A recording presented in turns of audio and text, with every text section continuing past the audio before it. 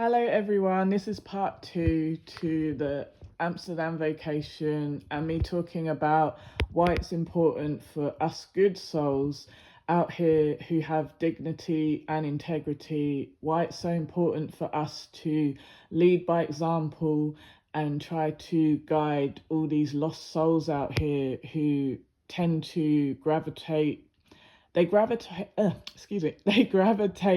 more towards the dark stuff, as in low vibrational actions, promiscuity, hurting people, lying, cheating, stealing, just going out of their way to cause pain to others because they're so weak and miserable inside that the only way they can feel good is to make others feel small because they're not confident or happy in themselves. They have no self-respect or self-control, or they might have narcissistic personality disorder or mental issues. And yeah, so like I was saying before in the other video, the part 1, um, I'm on vacation in Amsterdam. My voice is going because we've just been laughing, joking, screaming with laughter, having a great time, karaoke, going around, bars and having fun. But we are not being debauched. We are in a debauched city that is well known around the world for its red light district and all sorts of crazy adult sex shows and stuff. But we are not we've seen some things only because stuff is very prominent. We'll walk past certain establishments and there's people doing things in the windows and things like that, so we can't avoid seeing it if we're walking in the red light district in Amsterdam at nighttime. If we're just walking around with the other tourists, we're not actually going into anywhere. I mean, there was one place, like, we thought it was just a bar.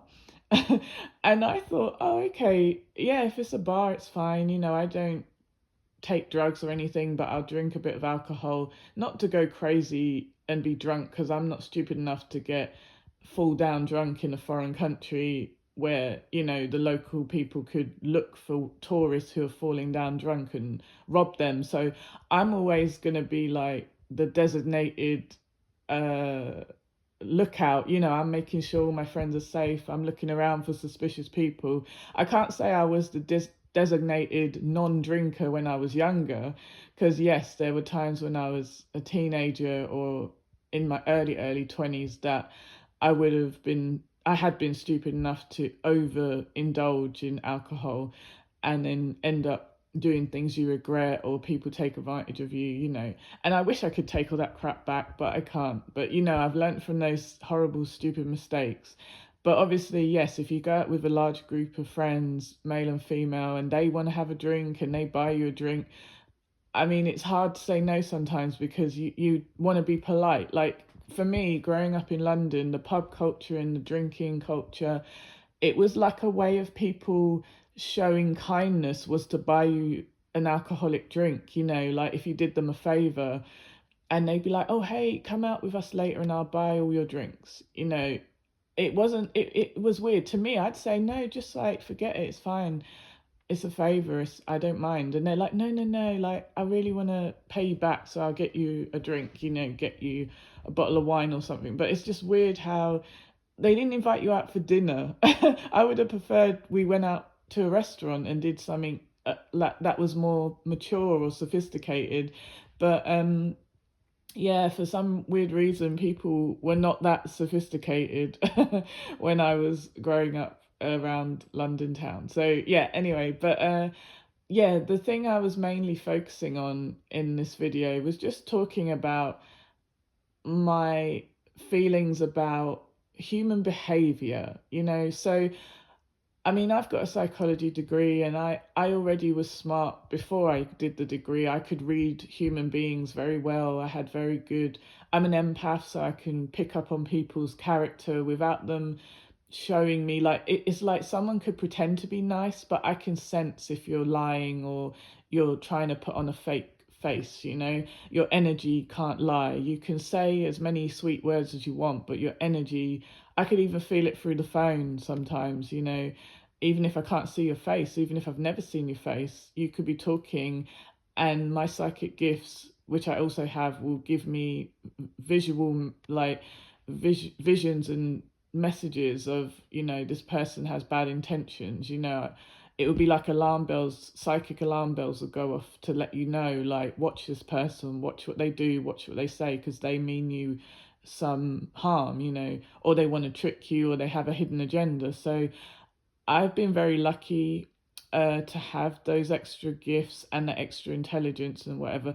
But and however, it doesn't mean I haven't come across manipulators. Even when I've seen and felt that something's off with this person because they might have had a rough childhood or some tragedy in their life, because I'm an empath, it made me always want to rescue them and save them. And they saw that in me. They saw how much I wanted to help them and pull them out of their grief or pull them out of their depression and improve their life. And if they're a bad person who thinks, oh, look how, kind she is when I tell her my sob story or my sadness, I can use that to twist her around my finger.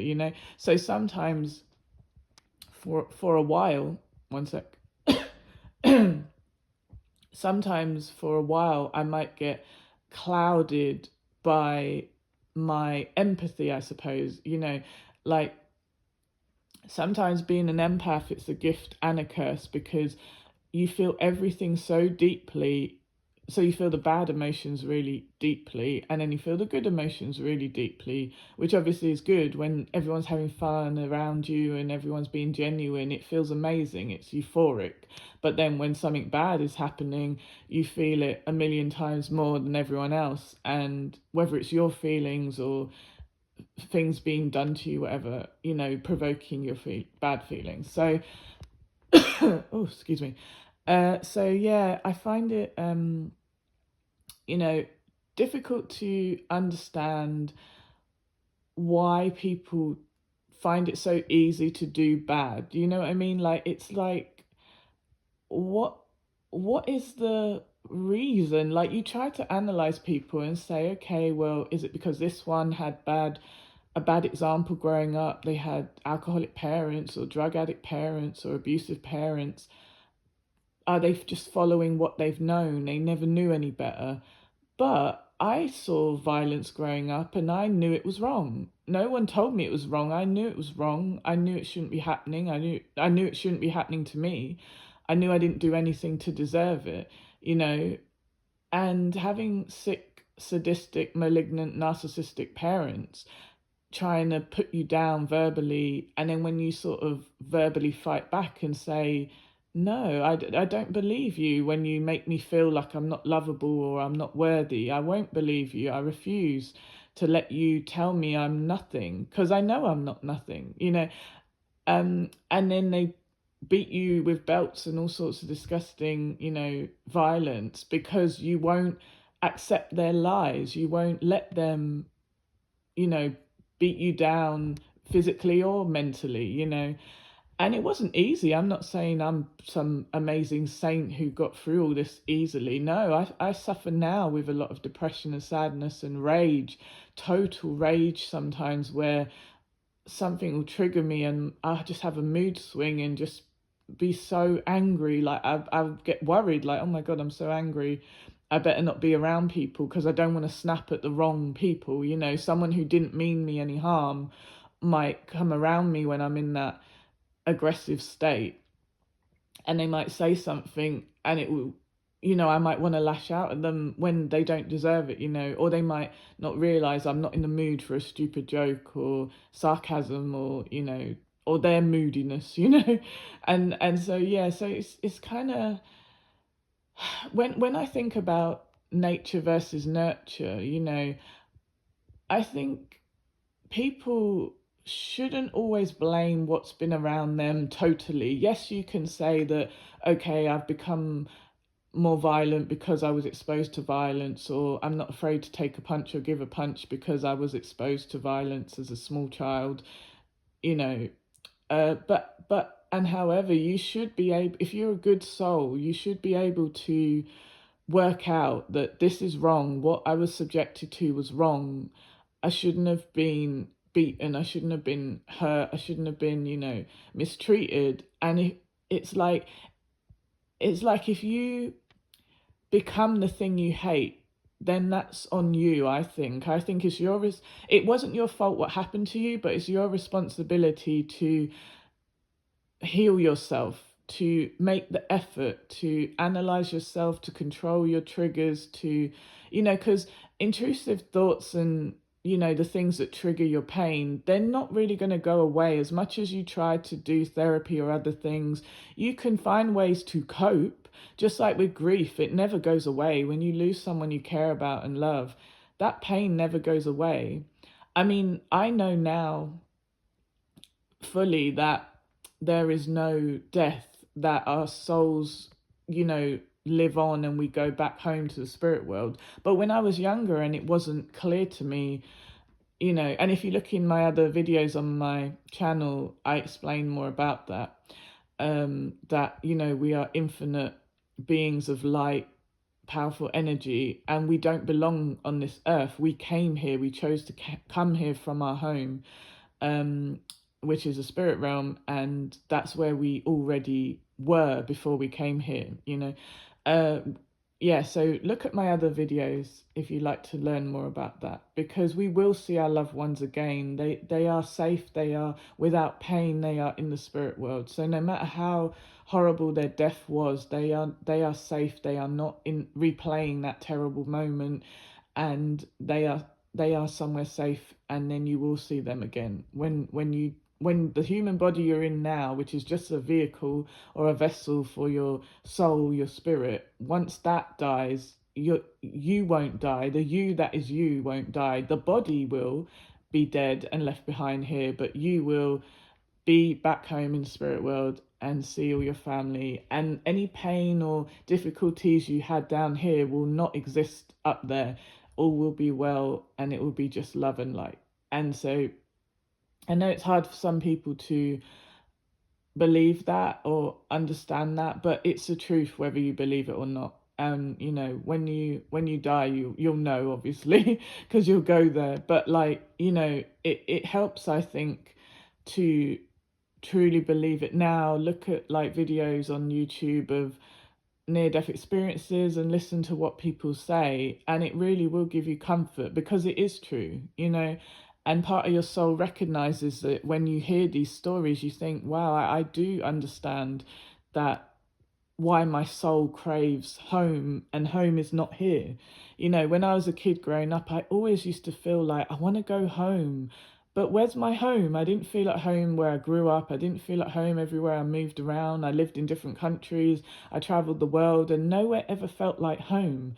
And then I thought, well, maybe home is where the heart is. So maybe it's when I'm with the person I love. But even then, it didn't feel like home, because I wasn't with the right person. Even though I was with people I thought I loved at the time, and they claimed they loved me. But then, there's people who, one minute they say they love you, and then there's such a thin line between love and hate. The next minute they're doing everything they can against you, as if you were their enemy all along. It's very confusing, and it's very hard when you pick the wrong person and they trick you into loving them because they pretend to be something they're not.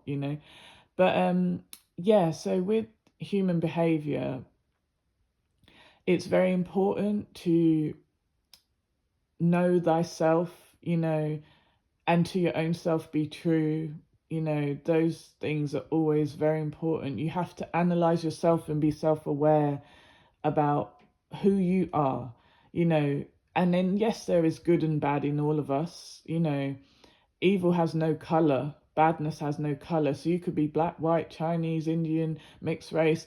That's not what makes you bad. So all these dumb stereotypes in the world saying, oh well, those people, because of their religion or their color, they are typically bad, they always do bad.